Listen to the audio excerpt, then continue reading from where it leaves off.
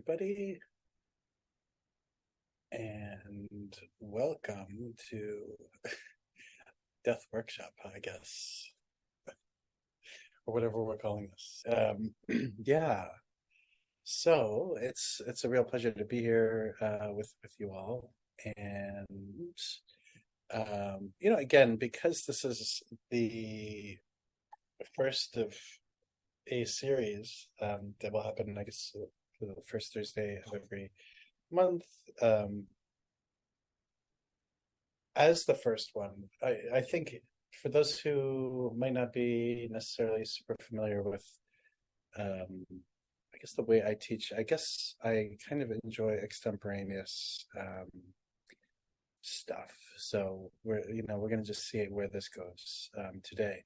I think what would be really helpful for me, though, would, if it feels comfortable for folks, to maybe unmute yourself and just say a couple words about why you're here. And obviously, you don't have to do that if you don't want to, but it's helpful for me to kind of get a sense of people's intersection, other than the fact that we're all going to die with death.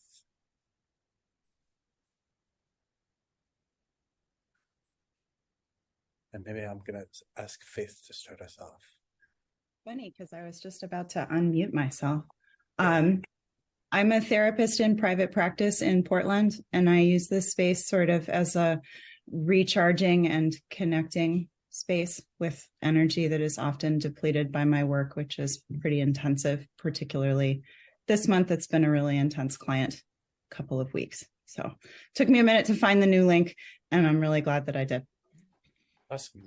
Okay. Thank you, Faith. Mm-hmm.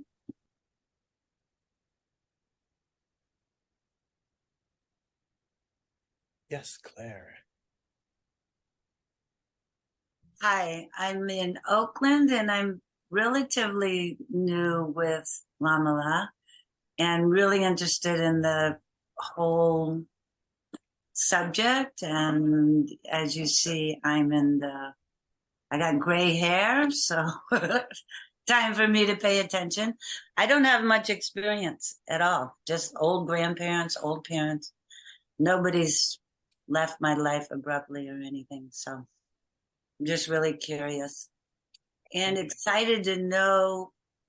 Well, my parents were basically atheist, agnostic, so I don't have any early programming about death. It was pretty much nothing. The thing, like, nothing will happen. There's no God, there's no nothing. Mm-hmm. So I don't think that's true anymore. So yeah, that's where I'm coming from. Okay, excellent. Thank you, Claire. Yeah.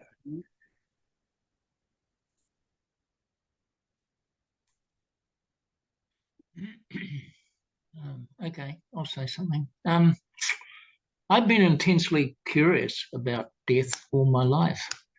And my father was a doctor who had a lot of patients, die, because he was a physician and treated people with heart disease and so forth. But when I asked him about death, he was dismissive and would say it's just like falling asleep. And as I watched him die, I realized that he was realizing that it wasn't just like falling asleep. And I've had a lot to do with people who are dying because I worked in hospice. And various people in my life have died. And as you pointed out, Justin, I'm going to die too. So I'm really here to just participate in a conversation about death, because they're hard to have. Most people don't want to talk about it. And so if there's a group of people who are prepared to do so, I'll be there. So I'm here. There you go. That's it. Thank you, Richard. Yeah. Hello. Let's see. I started having death anxiety as a very young child. And my whole life has been moving toward death, literally and figuratively, both in my vocation and my spiritual practice. I'm currently a Master of Divinity student doing a sort of left turn second career to become a chaplain. And I just finished my first unit of clinical pastoral education this past summer. And came alongside a lot of folks who were critically ill and dying, and their families. And so just very excited to be ever more journeying into the death space. Awesome. Thank you. Well, just out of curiosity, where are you located, Tracy? Well, I'm at Harvard Divinity School for Div School, but I am located in Philadelphia. So I did my CPE at Albert Einstein Medical Center, which is a level 1 trauma center. Nice. Excellent.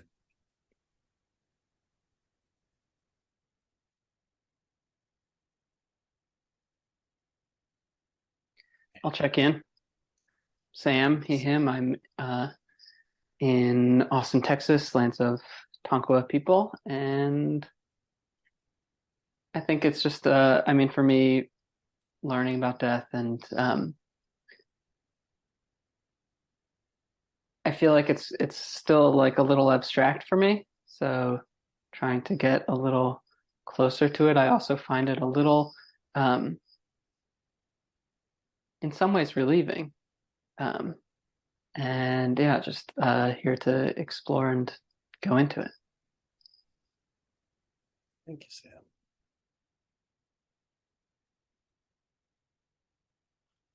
I'm happy to sneak in. My name is Eric, tech hosting from Minneapolis. I take he, they pronouns. And I once saw this like really cool video on YouTube that a colleague or a fellow student showed me. And he quotes, I don't know, someone fancy and European about to philosophize is to learn how to die. And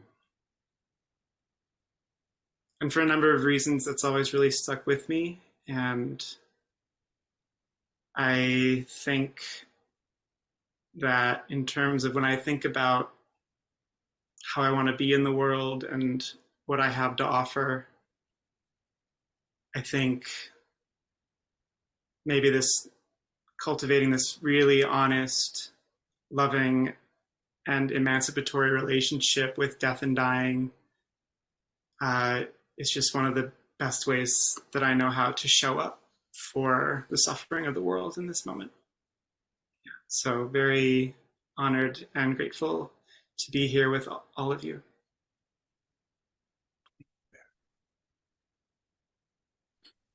I'll check in. Hi, everybody. I'm Eli or Rin. I am a communal healing practitioner, which just means I do a whole bunch of things, kind of old-timey doctory, body work, meditation guidance, grief counseling, things like that. And lately I've been really fixating on kind of this concept my teacher was talking about right now as the moment that the future becomes the past. So kind of a process, not so much as a thing. And kind of my approach to everything has been trying to dive into that, like, okay, what if everything is arising right now and dying right now, over and over and over again, trying to understand that more. And I grew up a kind of troubled little kid. And so I've been, on the edge of death quite a few different times in different ways. And so it feels like a vehicle that I'm familiar with and that I am trying to forever build my toolkit for, because being somebody that wades, through the middle lines of life and death sometimes, I think you definitely need toolkits to understand and compassionately hold space in those kind of areas. So I hope to learn more about that. Thank you. Yeah, thank you.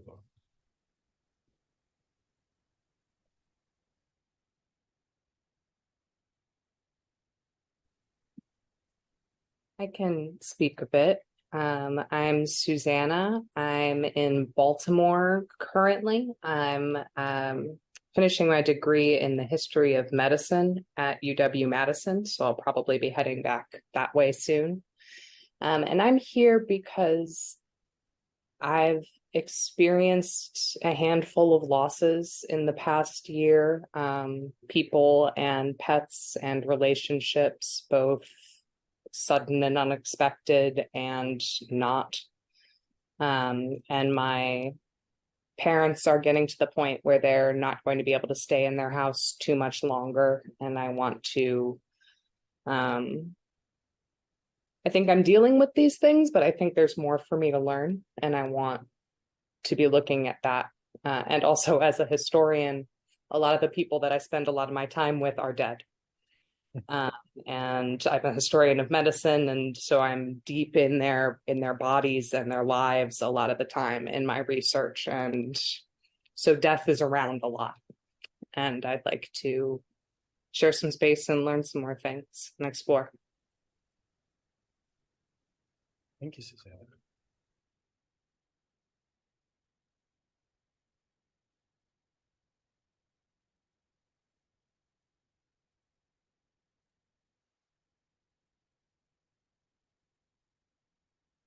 Well, I don't want to be the loud new guy, but I don't know how much I missed. And I'm really glad I got an email from Eric just now telling me about this meeting. I just finished the Sowa Rigpa online death and dying class. Really enjoyed it. My name's Mark Buren. I live in Tempe, Arizona. And yeah, let's see. My mom passed away late May. She almost made 91. Really happy to have found meditation and Buddhism and also Lama Justin and this group. I've enjoyed the class, and I've also enjoyed your book, and now I'm going to shut up. Thanks. Thank you, Mark. Thank you.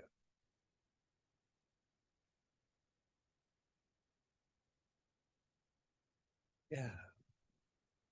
So for those who did join, we're just kind of checking in, and if you'd like, you can say a few words around why you're showing up, but it's not necessary if you don't want to. It's a little helpful for me just to kind of get a sense of what's alive for people. So yeah, give everyone a moment to see if there's anything else anyone wants to say. Can I say one other thing? Of course. It sounds to me, and this is actually sort of the primary reason that I'm here, that a lot of people in this group are practitioners who are dealing with personal trauma as well as other people's trauma at work.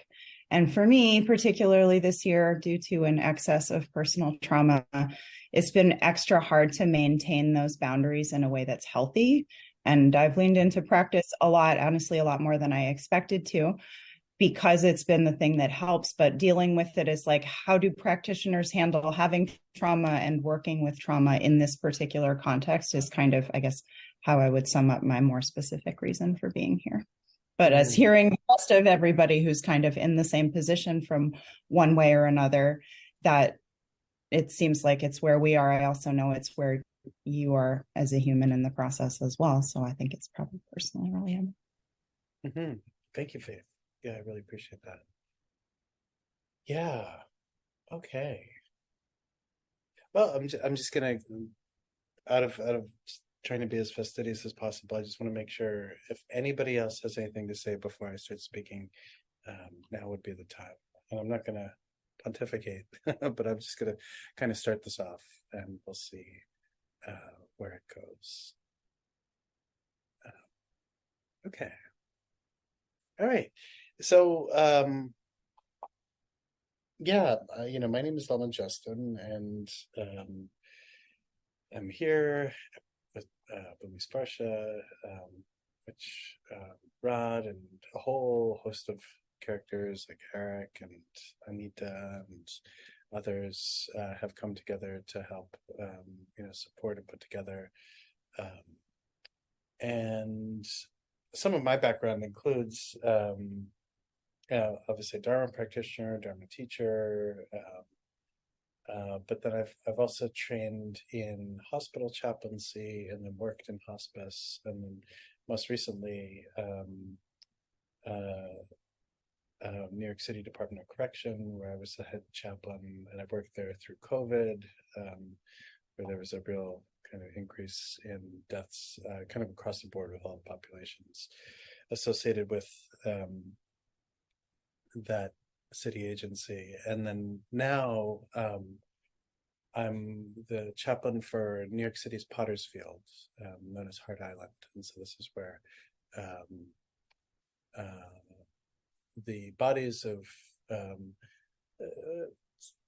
people who are unhoused or don't have the support of anyone in their community tend to end up being buried. So I was there this morning.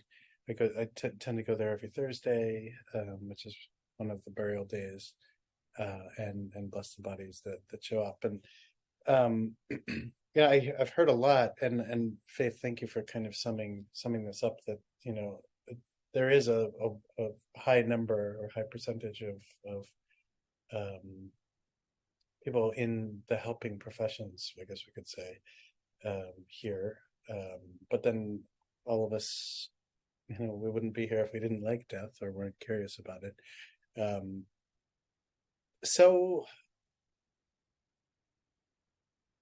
Oh, thank you, Mamitra. So what I would like to do perhaps is begin, rather than this be like a theory group, right, or a philosophy of death group, spend a little bit of time actually dying together, if that's okay, through guided visualization. And really this is essentially aimed at allowing us to just kind of like get into what this process might be for ourselves, and also to kind of touch into some of the wisdom that is right here under the surface. The one thing I've learned from hospice chaplaincy has been most people have right at their fingertips all of the resources that they need, right? And sometimes it takes the support of it could be a chaplain, it could be a social worker, it could be family member, it could be local clergy or whomever to kind of help hone that, right? But what I'm really curious about is checking in with everybody here to see actually what arises when we do this, and feeling into what it is that we need. Because you'd be amazed that going through a guided visualization around dying actually brings up a lot of really useful stuff to consider. And just to kind of echo Faith's last point about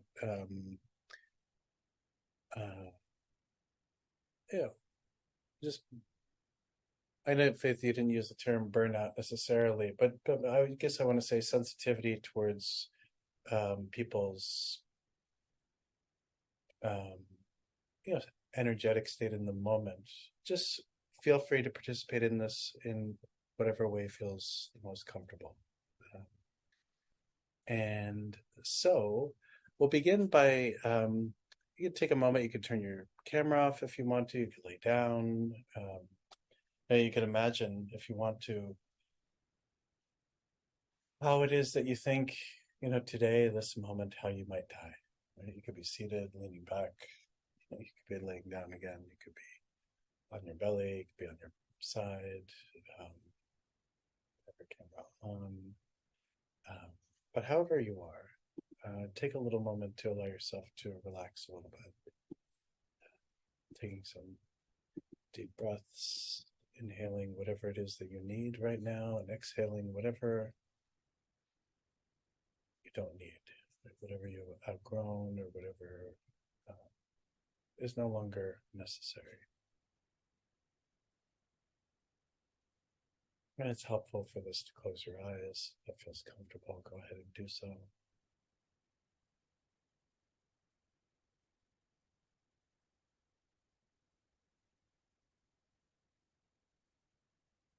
And take some time to imagine yourself on your deathbed. And this can be any form. It can be in your bed at home. This is often the case in hospice,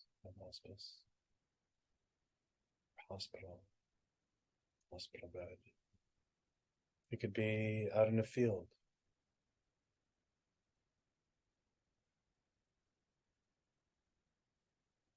Or whatever feels meaningful. Imagine yourself in this place and take some time to really feel into the environment. If it's nighttime, perhaps it's dark, and feel into that.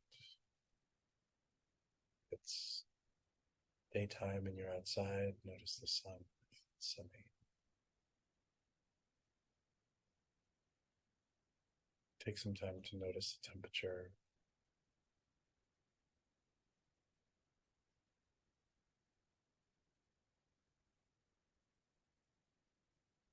Take time to notice any sounds, if you're alone, or if you're out in nature, sounds out of nature.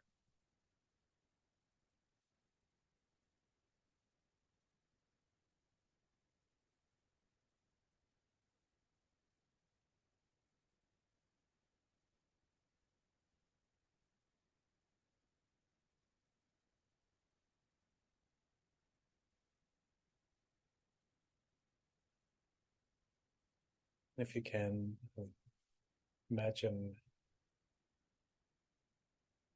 who's there with you. Loved ones,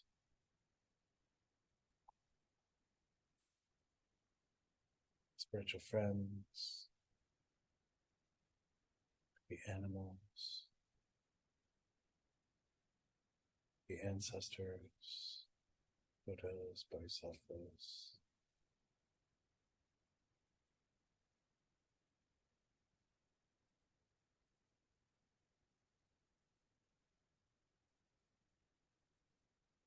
And take time to notice, really feel into who you really want to be there in this moment.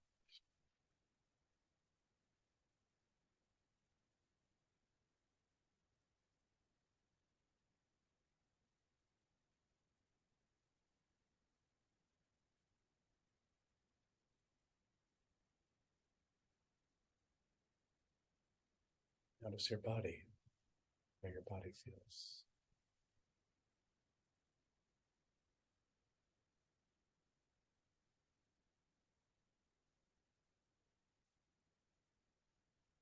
Notice your mental state.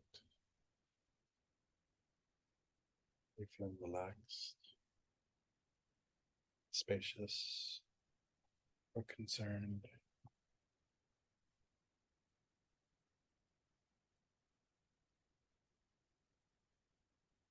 And don't worry so much about the quality of what you're feeling. Just let it be. Let it be there. Just be curious about it.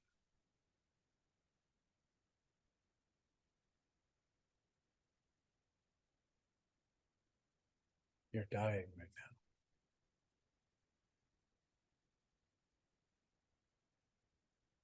now. Like the light of a firefly, all that you know is about to end.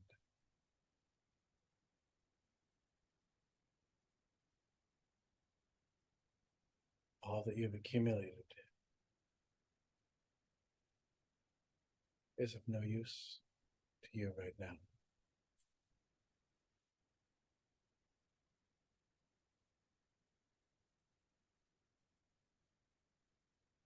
It's time to say goodbye to your loved ones.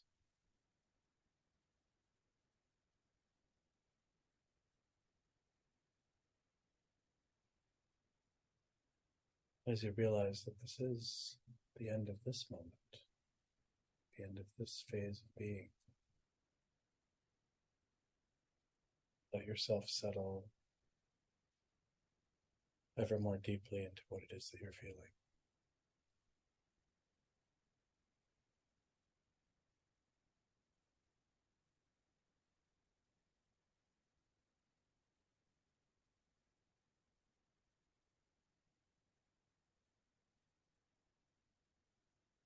As you rest here, allow yourself to settle into the experience of the element of earth, the very nature of your bones, teeth, your solidity, including the gravity of your body playing as it is.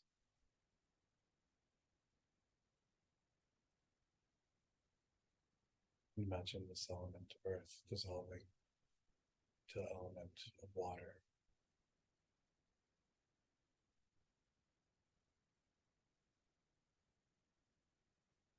Feeling into all of the fluids of your body, your blood, urine, tears.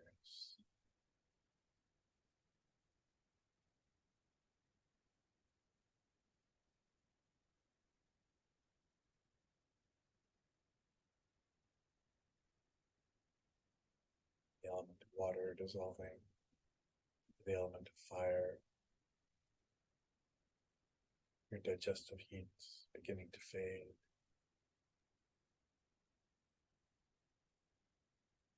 Sense of warmth beginning to fade.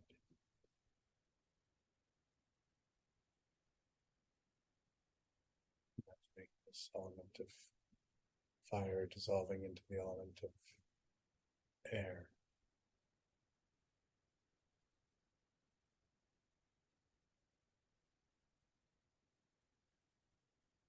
Take a moment to just feel into respiration at this moment.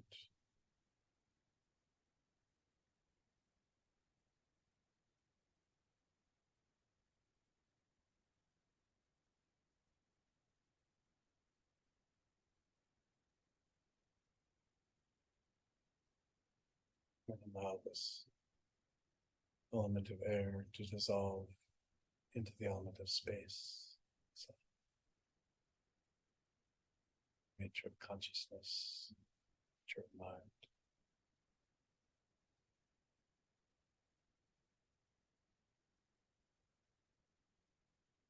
Let go of attachment and aversion.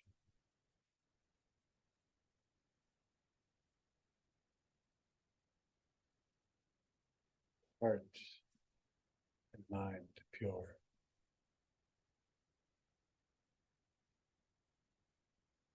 Merge your mind with the wisdom mind, all the Buddhas.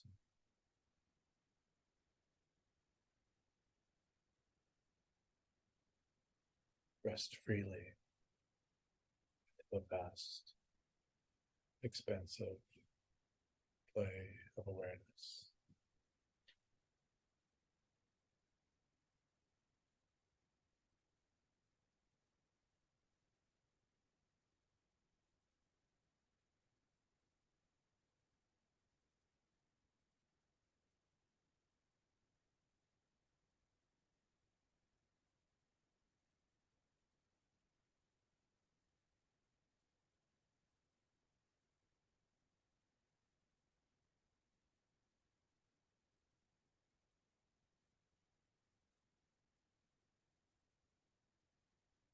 As you rest into this open, vast, spacious freedom,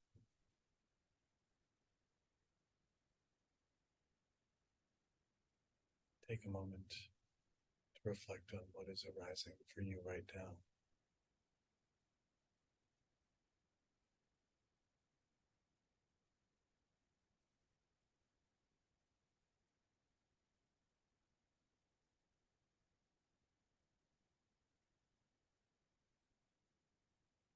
Slowly, in your own way. Take some time to orient back to wherever it is that you find yourself.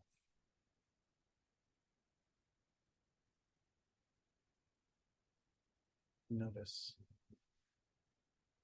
what was there.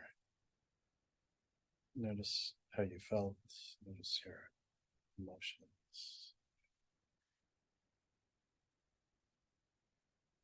Notice if you felt spacious and free, or if there was a little bit of something pulling you back. one doesn't need to necessarily share unless one wants to. The larger point of this is to get a better sense of what comes up for you now.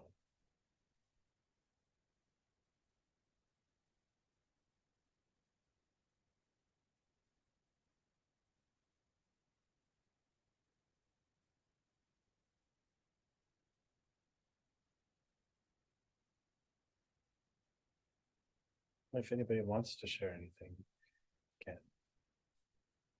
I smile.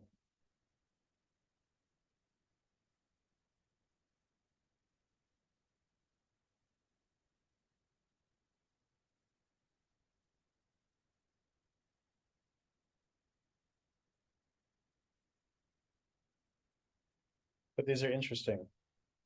And I think, you know, my relationship to a lot of this has changed over time, actually changed over the past few years, given some dark retreat practice that I've engaged in, that in the Vajrayana context of this kind of practice, kind of causes one to go through a little bit of this bardo kind of experience, this process of feeling like you're dying, and in some ways actually dying, and then going through, which the guided visualization didn't really address so much this time around, but we can have some specific adjustment of the bardo in the future, that death is very ordinary, but is we could say what my hang-ups are right now are going to be the hang-ups I have, at least in the lead up, if I'm feeling spiritually disempowered, for example, right? Or unable to really show up now, then this could be something that shows up later. And Eli, to your point, Eli writes, I found myself unfolding over and over again into everything around me. I think the one thing that also, this Yangti experience or dark retreat experience demonstrates is that actually this might not be such a hard process. It definitely may not be like falling asleep, as Richard's father, tried to instill in him. I know Richard knows that it's not like that. But what's interesting in the Tibetan tradition is sometimes there's this machismo around, oh yeah, death, are you ready for it? Are you prepared? And it's a weird thing because how do you prepare for something like this, right?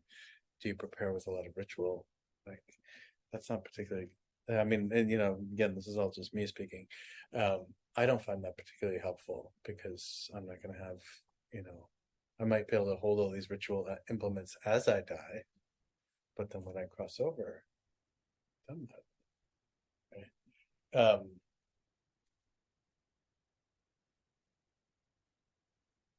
Yeah.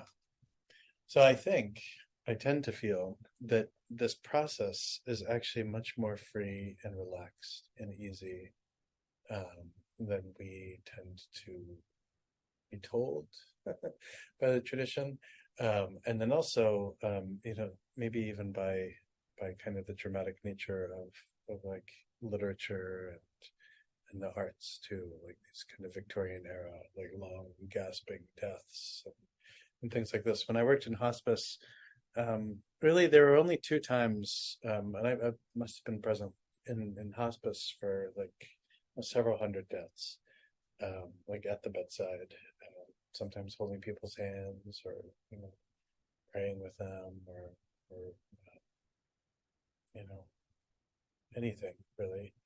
Only on two occasions did I meet with patients who were really terrified and I don't want to say traumatized because it didn't seem like trauma. It seemed more like entering into this experience of regret, guilt, shame, all in a very kind of like pronounced way. In a number of instances, in the lead up to active dying, a lot of patients had visions of deceased loved ones, friends, sometimes twins, sometimes sitting at the bed, like at the foot of the bed, sometimes running around the room. And it was kind of interesting to be sitting in the room where, patient X or Y would be like, oh my God, there's my twin who died when we were 5, and they just ran through the room, Actually, there's been a lot of kind of re-wondering on my part, especially with all this like dark retreat Bardo experience around, how in the Buddhist tradition we say that, typically it's all a little too neat for me. Like after 49 days, everyone reincarnates, right? But I just did a dark retreat a couple of weeks ago, and our family dog, who, oh God, she died maybe like 8 years ago, came. And this is like the third dark retreat where like I looked down and she was just sitting there. Like this time her head was on my leg. And it was like very, very emotional because she's so sweet. But it really makes one wonder, how long that time is for consciousness. The consciousness kind of sticks around, so we're waiting for the causes and conditions for the next, appropriate rebirth, based on karma, etc. But anyway, I want to see what people are feeling or thinking. Make sure everybody feels like they're getting their money's worth. Just kidding. But really, like, this is not about me blabbing. Yeah, Sam.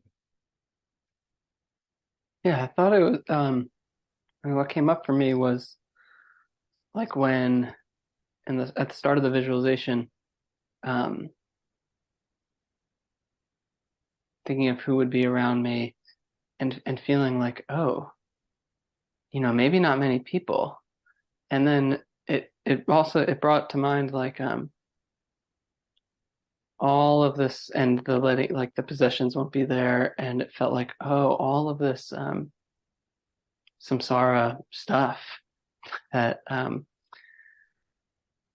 can feel so heavy, and it's like, oh, look at look how invested I am in it, and it was just nice to let that go.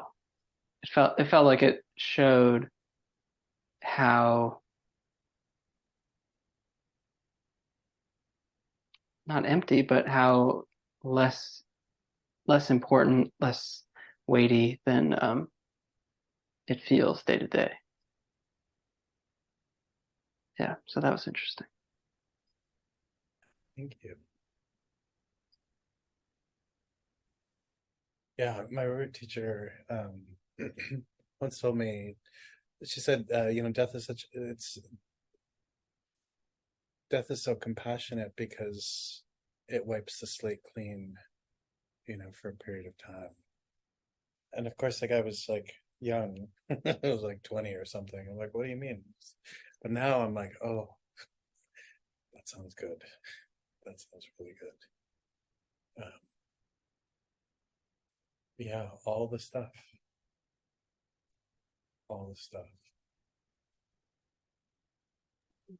What else? I have done visualizations like this before, and one of the sort of image progressions, if you will, that comes to mind, I don't know what stupid movie it was from the 90s, possibly the Casper the Friendly Ghost movie from like 1994 with Christina Ricci, but there's some scene in which a person dies and then stands up. Their like spirit self stands up and like walks away, and you can kind of see the body in the background. And it's always interesting for me to do that visualization. Who is the one that stands up? What's the difference between the one like sitting in this chair or wherever and the one that stands up and walks away? And today it was basically the same, like it was the same person. But in the past, if I have been sort of out of step or particularly stressed out about death or dying, it like either is like a idealized younger version of myself or like some like the opposite of that. So that's sort of where I was at. And it was sort of because I'd done it before, I was like kind of meeting an old friend, and I liked that. Oh, nice. Nice. Thank you.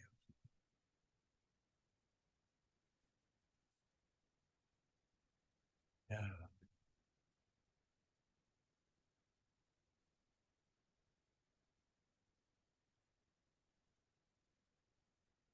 Anyone else?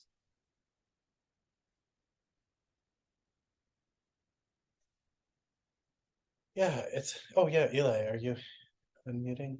Yeah. I was about to. Yeah. I found myself in that visualization and similar ones as well. And so it's nice to have those kind of like anchors of visualizations in our heads that we go to. And usually that's kind of how it goes for me.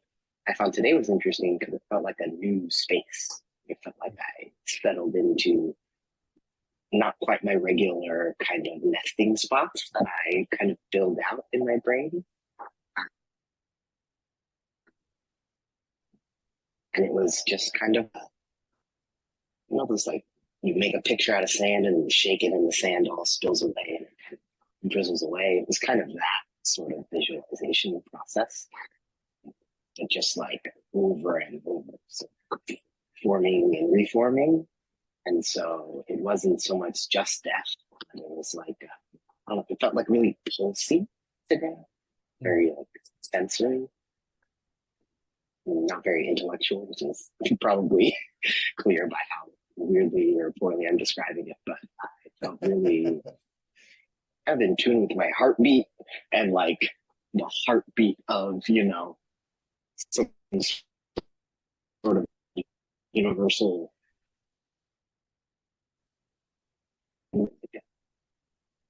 like that magic sand from the early 2000s/90s, the moon sand that just kind of like dissolves and sticks back to itself. That was kind of my experience, and I enjoyed exploring that sensation. Yeah. Oh wow, thank you. Thank you. Yeah. Magic sand.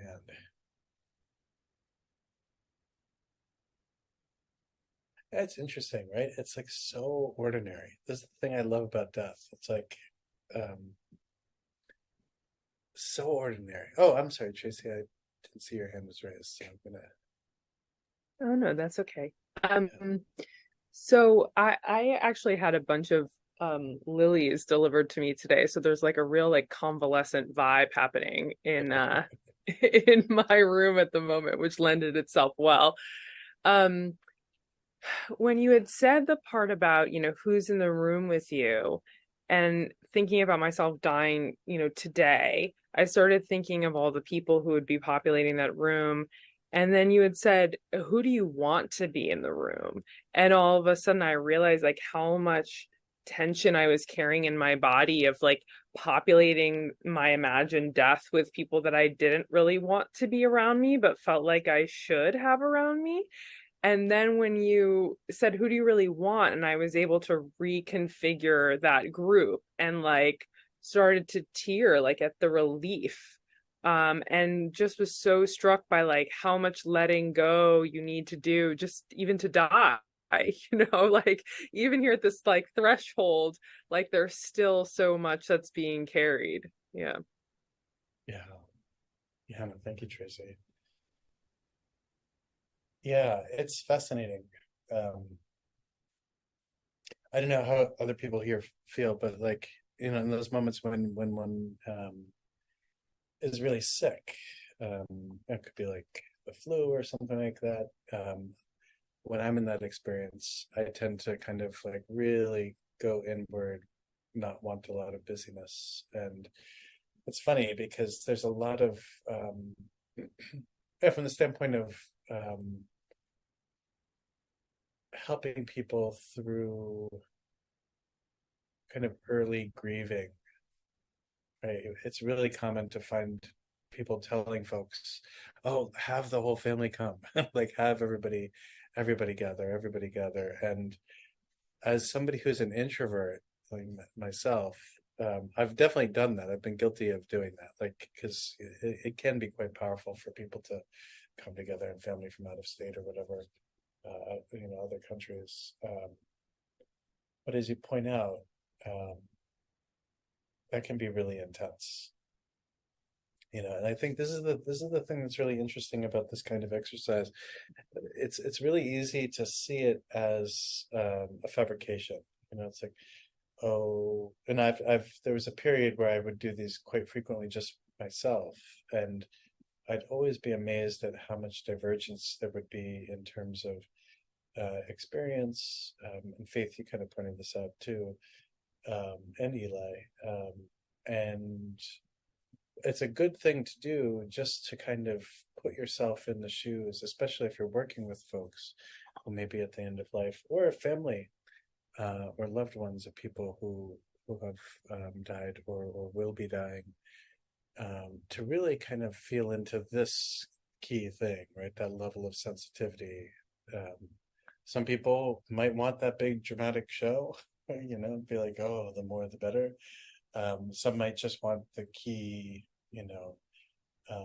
intimate friends and family, etc.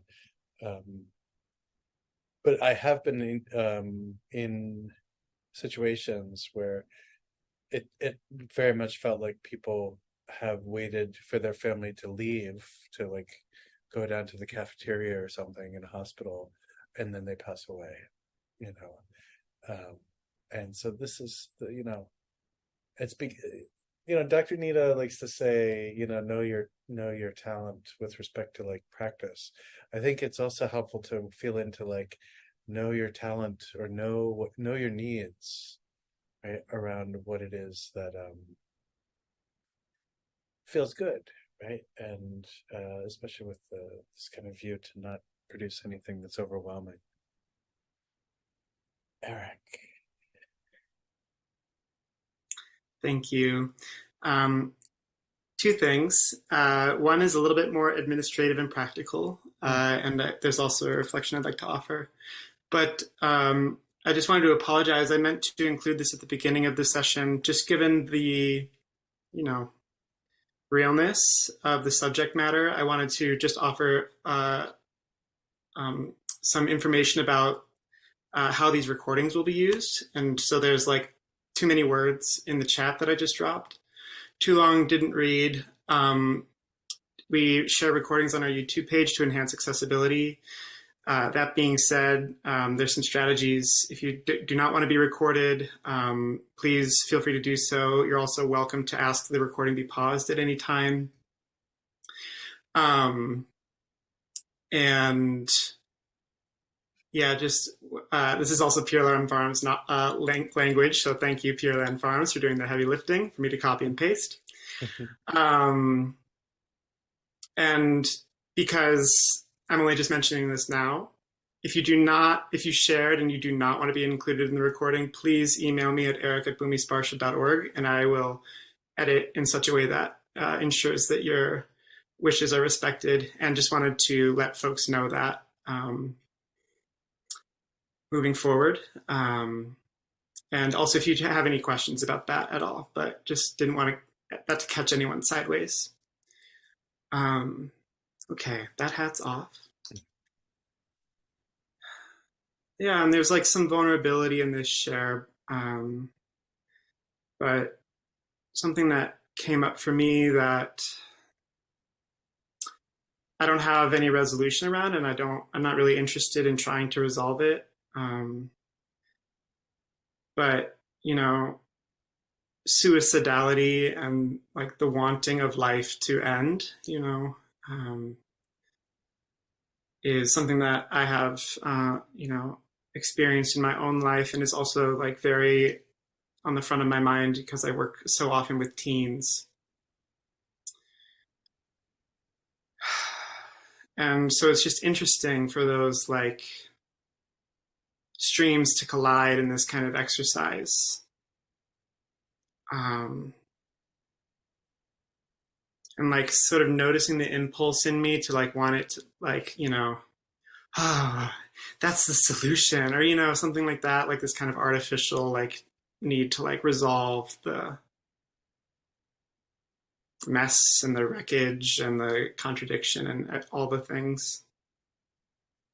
I just wanted to, and like, it doesn't create confusion. It's like very sparky and generative and creative, but like uncomfortable, but honest. So it has that going for it. And I just wanted to raise that in case that resonates with anyone else. Thank you. No mas, Eric. Mm-hmm. Thank you, Eric. Thank you. Yeah.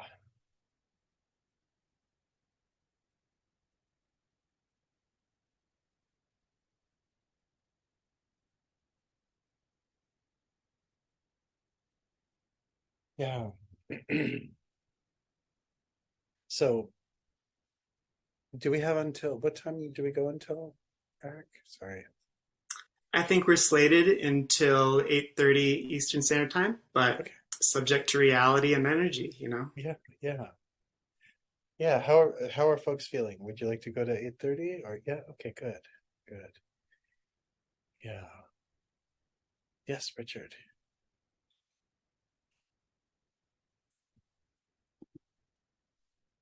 I actually had a lot of reactions to that, and one of them was quite physical in the sense that I realize I have anxiety about not being able to breathe and dying as a result. And I watched somebody suffocate to death, and it was horrific. I've got to be honest about that. And I've watched people sort of draping themselves over the back of the chair with emphysema and gasping for days on end. And that, so I find myself less concerned about after the separation of the body from consciousness and more focused on that moment.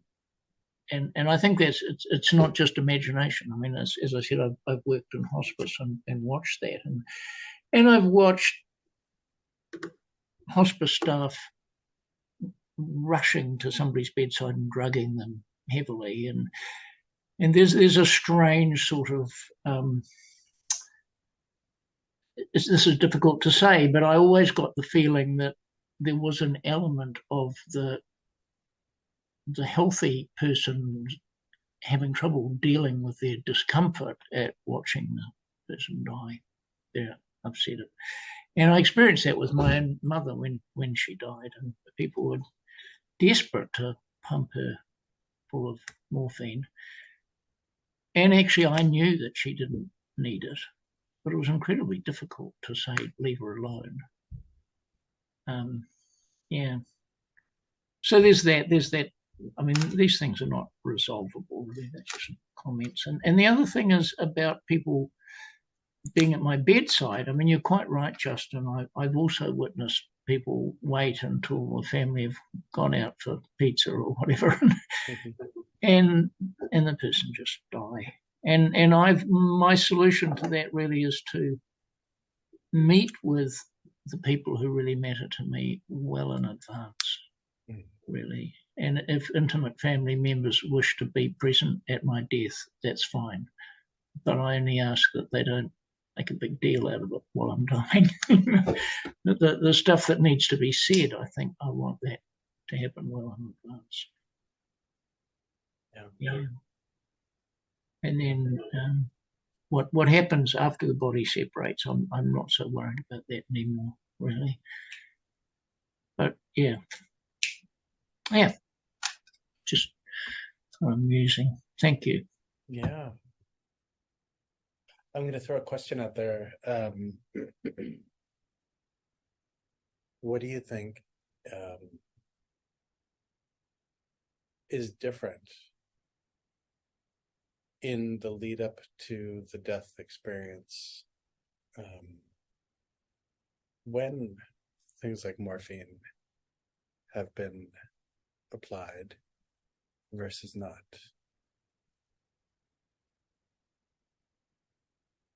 And I guess this is a question for everybody. If you've That's an incredibly interesting question to me. The thing that's puzzled me a lot recently is you know, people and professionals in America are very keen on rendering their patients unconscious. Has been my experience. So you know, you can't have a kind of endoscopy without being made unconscious, whereas actually you can do that fully conscious. It's not that big of a deal. And so and same with dental care. And I've been rendered unconscious with, I think it was fentanyl, and having a tooth extracted. And what's really interesting to me was there was no consciousness at all. 1 minute I was there, the needle went in, and then the next minute I was there minus a tooth. There was no awareness. It was a period that did not exist. And so morphine's different, of course. But I'm bringing up the fentanyl thing because it really raised a question for me of where, you know, where does that consciousness go? Where is that awareness? I mean, it was a long period. It takes a while to, you know, get up to your elbows in somebody's mouth and put your foot on their shoulder and start pulling on their tooth. You know, it's a deal because I've had it conscious as well. But coming here, it's like, can't have that. So, and my feeling is that with morphine it would be okay, as long as it was sufficiently. I don't know. You must have experienced this in the hospice as well, and maybe other people here. Is that pain soaks up opiates? So I mean, I've seen a tiny little woman walking around the hospice with enough morphine on board to kill a horse. And she was bright and sparkly and talking to people. She wasn't in pain. I would have been unconscious, you know, with half that amount. So I feel a certain amount of, as long as you've got somebody who is a palliative care specialist who actually knows about pain management around, it would probably be okay. That's my take on that. Thank you. Yeah, Faith, what have you found? I don't have any experience with dying, but I have 2 children. And in my experience, preparation for labor is a little bit harder to execute if you are desensitized, but there are also circumstances in which you can't access anything else unless you're desensitized. And I would imagine that dying is probably similarly subject to circumstance, because there are a number of ways of dying that I could imagine wanting to be completely comatose for as much of that process as humanly possible.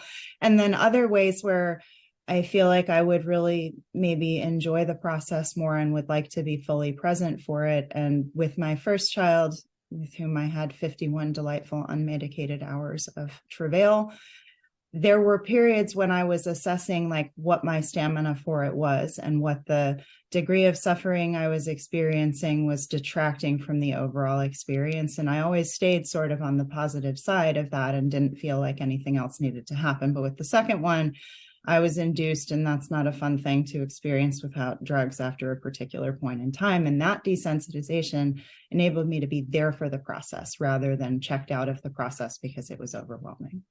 And I've spoken with a number of people recovering from chronic or huge injuries who have had sort of a similar experience with recovery. So I would sort of imagine it to be a bit like that. Yeah, no, thank you both. Yeah, and I mean, this kind of speaks to, again, you know, like in the US at least, beginning to plan what one may or may not want in terms of advance directives and things like this. Like, it is worth, I think, being curious, because I do remember, and I've brought this up in the death and dying class, so this might not be particularly original, but I think it was in the first or second issue of Tricycle magazine when it first came out. There was all this talk about the how morphine gets in the way of the dying process, and a lot of this was kind of conjecture at the time, but my hospice experience seemed to indicate that folks who were on morphine were still able to have awareness, and particularly because they could be aware of how disoriented they were. And it wasn't that kind of experience of just blackout unconsciousness, or lack of consciousness. Richard, what you said about fentanyl, I've never done fentanyl, but what was really fascinating to me is that it is so popular now, even recreationally too. And I think that there's something in that, perhaps that's worth just being curious about, more broadly speaking, about engaging in a substance that will cause a complete lack of consciousness, this kind of blackout thing, which is perhaps a lot different than having everything dulled out, or something like that. But yeah, no, these are wonderful, wonderful sharings. Did anything else come up for anyone?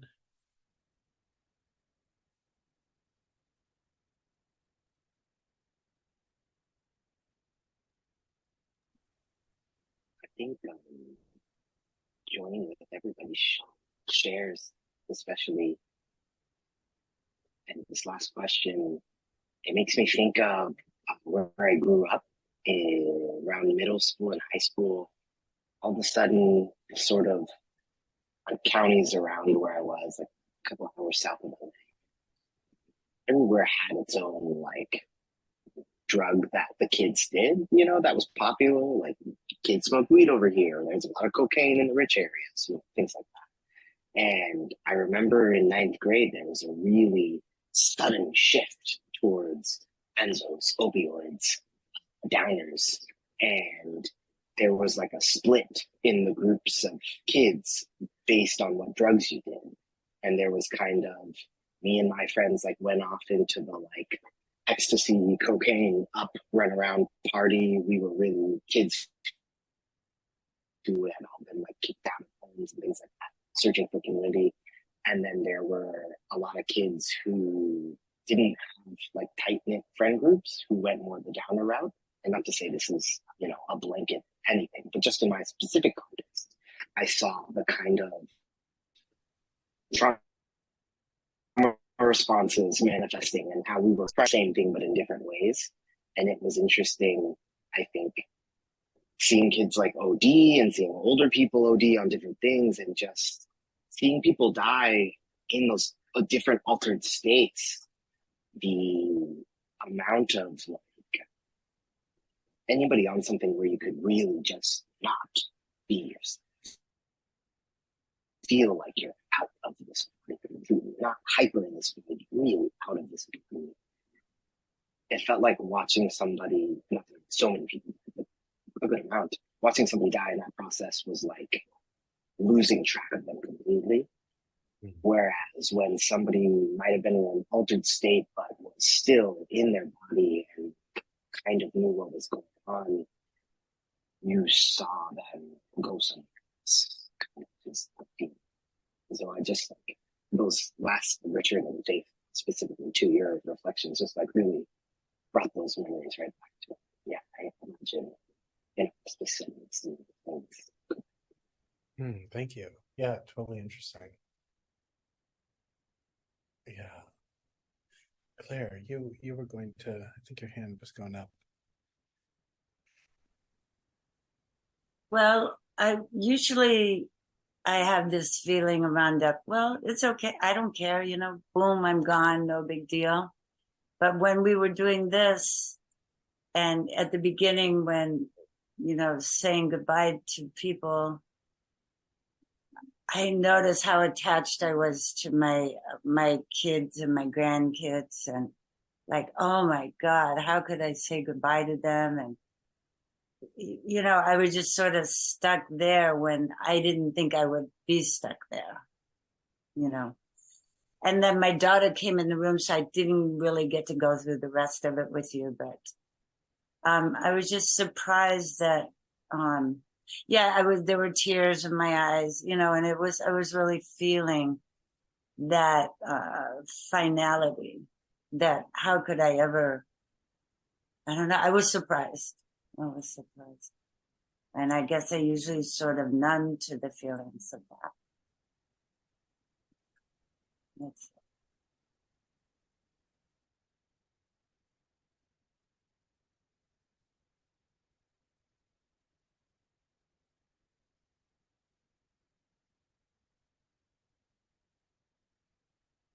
So what gives you, like, what comes to mind as an aid, you know?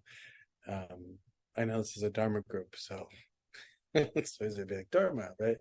But you know, just as a person, right? Kind of like, let's make this like richly, uniquely you. Like maybe feeling into that visualization or meditation.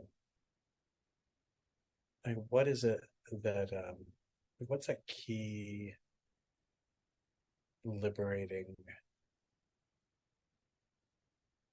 thought, instruction, even idea, notion, or visual? Yeah.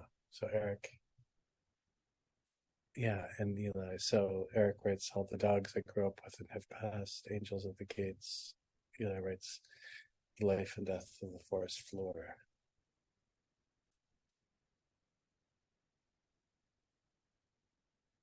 Because we know, right? Like, and we're not, you know, yes, we can be Buddhist and identify as that, but there's a whole lot of stuff, right? Like there's a whole lot of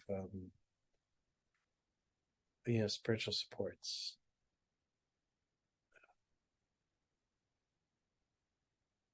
you know, visual things, art, music.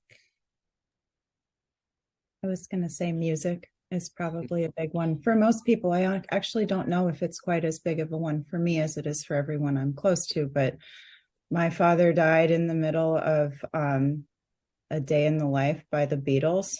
Right when the alarm clock kicks on, I was like, damn, Dad, that's really badass. Like, that's a badass timing thing you pulled off there. But for him, being connected to the music that he'd been connected to for functionally his whole life seemed to be very grounding. It took me about 6 months before I could listen to the Beatles without crying, but you know, such is life. Yeah. Oh, that's beautiful. Thank you, Faith. Yeah.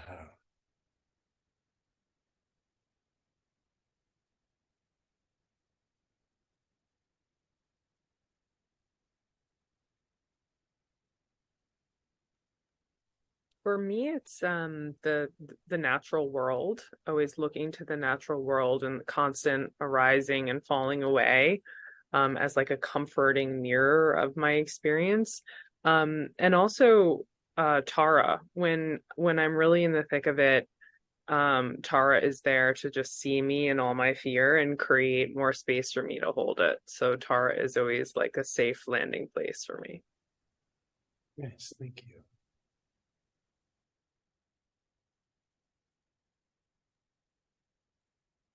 Yeah, I don't know if this is directly answering your last question, Lama Justin, but it's probably a little bit of a mix of things. Kind of like what I experienced when I was going through this guided meditation was I died on the mountain bike trail, and you know, a snake came by, and a coyote came by, and a mouse came by, and none of that was very negative. You know, and I think maybe that third creature was probably just created by the first two creatures. Like I just kept with a theme. And then I wanted to say something positive, that I was fortunate to survive a heart attack a year ago, November, and I feel it was a lot more positive and a lot less scary because of Dharma and because of meditation. But I appreciate Faith sharing how different her two pregnancies were, and how pain would change a lot of that. So I had full blockage for half a day, and luckily my heart was in good enough condition that everything else was okay, that they could wait that long. And the pain wasn't super severe, but I was kind of surprised that I wasn't more scared through that half a day. And I just wanted to share that I felt fortunate that it didn't feel like a negative experience. Yeah, thank you, Mark.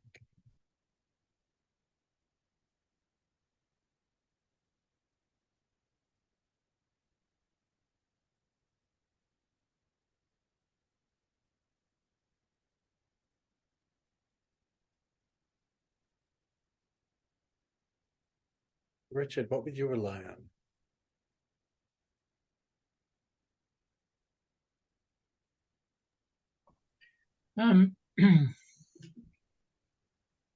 Well, I've always wanted to be helped outdoors and be able to lie naked on the ground and look up at the sky when I die, and just kind of melt and dissolve, really. But it's having been around a lot of this stuff, I know that's probably a very unrealistic fantasy, but that would help me.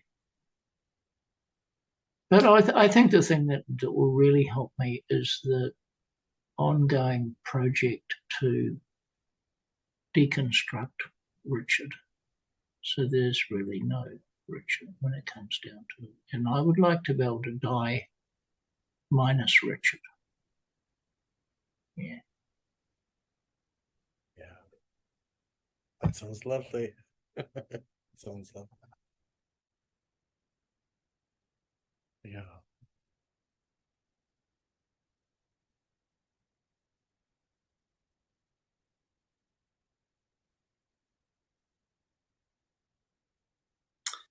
May I ask a question? Oh, Susanna, please go ahead.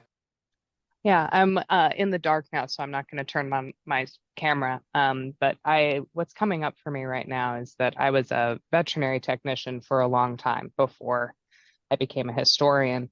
So I've been with a lot of animals as they've died. And what I'm remembering is really almost all of them, though letting go, their bodies experience a relaxation and a letting go as they do. And I think I want to hold to that. They've often been such good demonstrations of how to not get caught up in the ego of your body, and the ease with which I've seen them let go when they're ready. I want to hold on to. Thank you, Susanna. That was really well said. Thank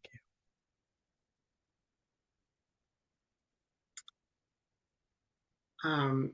I was just curious, and if it's not too bold, Lama Justin, how you might respond to that question you posed. About what? Yeah. What do I need, or what would I want? Or like who's what? Like what's there that like brings comfort? Yeah. Yeah. I mean, I think for me, like I definitely kind of resonate with Richard's, the aspiration to unwind this as much as possible before that happens. But yeah, as we all know, we're not in charge of the time scale or time frame. And actually, Susanna, the piece about relaxation, I think is so um just it's so beautiful, and it just aligns with like Mahamudra and Hatha Yoga and Dzogchen, right? Like, who cares? Who cares if you're laying on your right side? You know, who cares if you're sitting up in Tukdom? Um, but the key thing being just totally at ease. Um, I think totally at ease. Um, I would be happy to die with my wife and kids around. Um, but I don't think I would want more people than that. And I think that maybe the preference would be to die and then just have everyone come in, you know, or wherever. Like if I was out in the grass, uh, or a mountain. I wouldn't mind dying in Varanasi, right? Just like last breath. Um, yeah. But I think the simplicity piece, the not a lot of ritual stuff, um, definitely as much sky as possible feels like a good thing too. But you know, dying in dark retreat sounds pretty marvelous too. I would feel bad for the person who would, you know, have to kind of go through the traumatic like discovery process of that. And um, but I think, you know, if you could die in dark retreat, like, yeah, you'd probably be, that's a um, pretty profound thing. Yeah. Thank you. Yeah. Thank you for asking.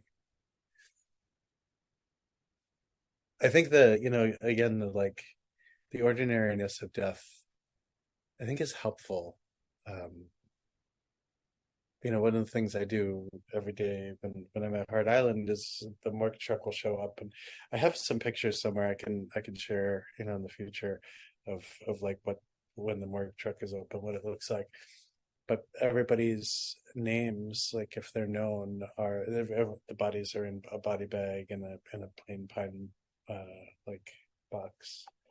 The name, the date of death, um, are written, and I read the names and then say prayers and stuff like this. But the diversity of names, it's just like, you know, it's a lovely thing to just see, right? It's like every kind of background, every ethnic group, every kind of thing, and then the boxes are made to fit the bodies. So there's some, you know, bariatric boxes that are quite large, and there's some that are quite small, and it's just so ordinary. In our culture, it's just like so intensely, such a disservice, I guess we could say, about how it's, you know, death is really just hidden. Um, and even when I worked in hospice, you know, occasionally you would find clinicians that were like really intensely weird about death. I always asked myself, like, you know, why did this person like work here with us? Because people who were down, they were super down. You know, it's like, you know, and that was great.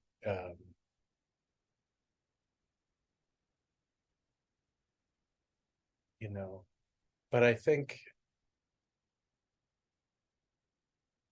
yeah, much like the increase of consciousness, maybe you could say, in our culture about how much we can be present at birth and the importance of that.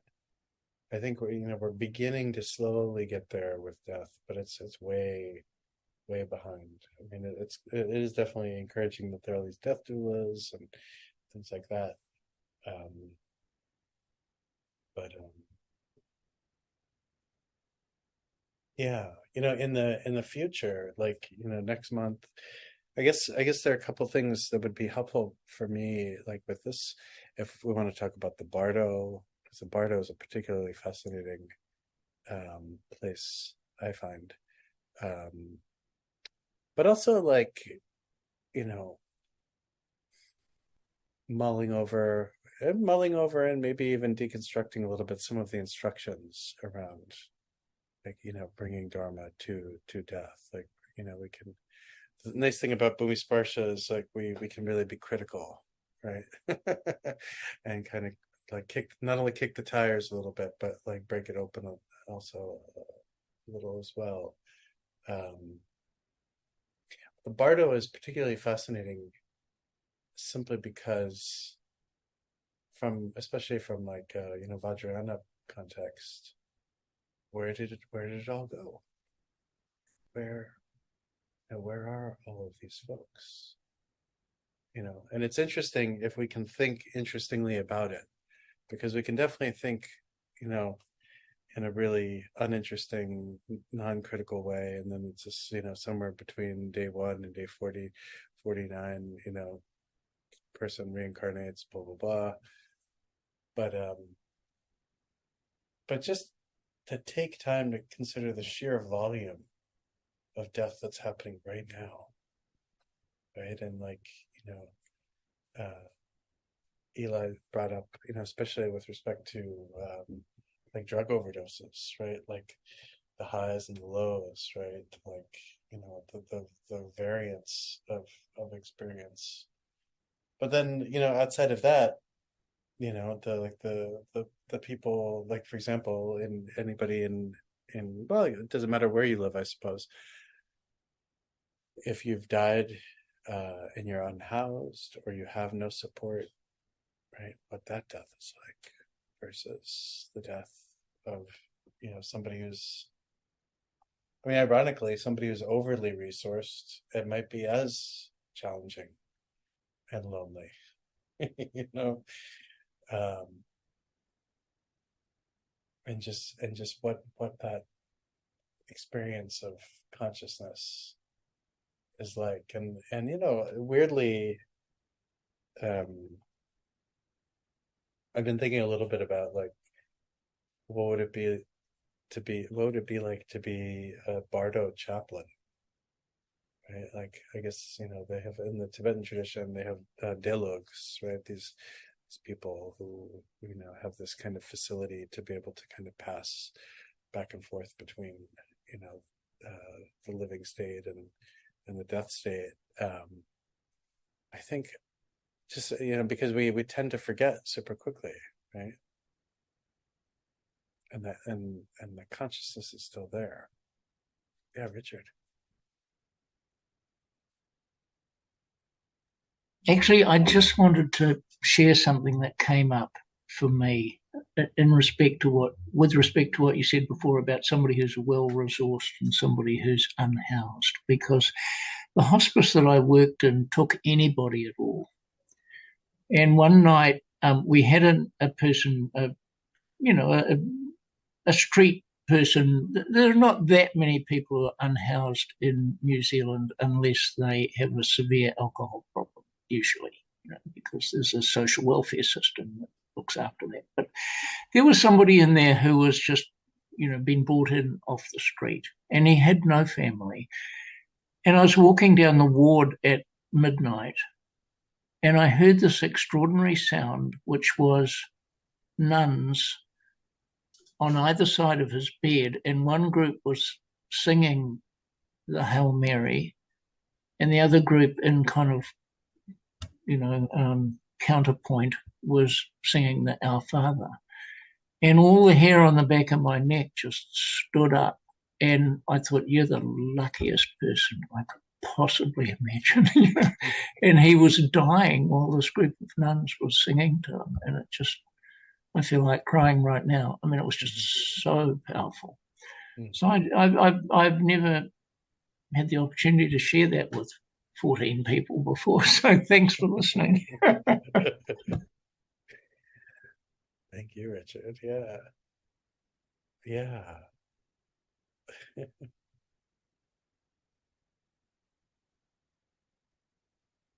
Excellent. Well, maybe if it's okay with everyone, we'll pause here. I don't know what the mechanism or capacity is to.